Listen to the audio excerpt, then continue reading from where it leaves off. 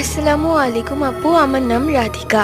এটি একটি সত্য ভৌতিক ঘটনা। ঘটনাটি ঘটেছে আমার সাথে। ছোটবেলা থেকেই আমার বই পড়ার প্রতি এক অন্যরকম নেশা কাজ করে। আমি যখনই সময় পেতাম বই পড়তাম। মাঝে মাঝে দেখা যেত যখন রাতে আমার ঘুম হতো না তখন উঠে আমি বই পড়তাম। আমার বারান্দার সাইডটা পড়েছে দক্ষিণ দিকে।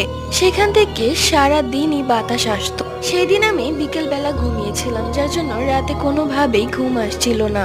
তাই রাত 2টার দিকে আমি বারান্দায় বসে লাইট জ্বালিয়ে বই পড়ছিলাম। হঠাৎই আমি লক্ষ্য করি অনেক দূর থেকে একটি কালো অবয়ব উড়ে এসে আমার বারান্দার ছোট গ্রিল দিয়ে ঢুকে গেল এবং আমার সামনে মূর্তির মতো দাঁড়িয়ে আছে। এটা দেখে আমি যেন স্তব্ধ হয়ে গেলাম। আমার হাত পা জমে গিয়েছিল, কি করব কিছুই বুঝতে পারছিলাম না। একটু পরেই আমি সেন্স হারাই। এরপর মাকে আমি সবকিছু খুলে বলি।